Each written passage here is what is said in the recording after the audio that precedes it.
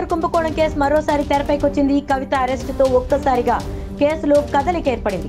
ఇక ప్రస్తుతం Delhi CM Arvind Kejriwal arrest తప్పదనే సూచనలు కనిపిస్తున్నాయి. ఢిల్లీ హైకోర్టు కూడా ఆదేశాలు ఇవ్వడం సంచలనంగా మారింది. ఢిల్లీ లిక్కర్ స్కామ్ లో ముఖ్యమంత్రి అరవింద్ కేజ్రీవాల్ కు ఈడీ ఇప్పటికే చాలా సార్లు విచారణకు హాజరు కావాలంటూ నోటీసులు జారీ చేసిన విషయం తెలిసిందే. రేపు మరోసారి విచారణకు హాజరు కావాల్సిందిగా ఎన్ఫోర్స్మెంట్ డైరెక్టరేట్ సమన్లు జారీ చేసింది. ఈసారి ఈడీ అరవింద్ కేజ్రీవాల్ ను ఖచ్చితంగా అరెస్టు చేయవచ్చనే సందేహాలు చాలా మందిలో ఉన్నాయి. దాంతో ఈ రోజు అత్యవసరంగా ఢిల్లీ హైకోర్టులో పిటిషన్ దాఖలు చేశారు. విచారణకు తాను సిద్ధమని, అయితే అరెస్టు చేయకుండా రక్షణ కల్పించాలంటూ కేజ్రీవాల్ అభ్యర్థించారు.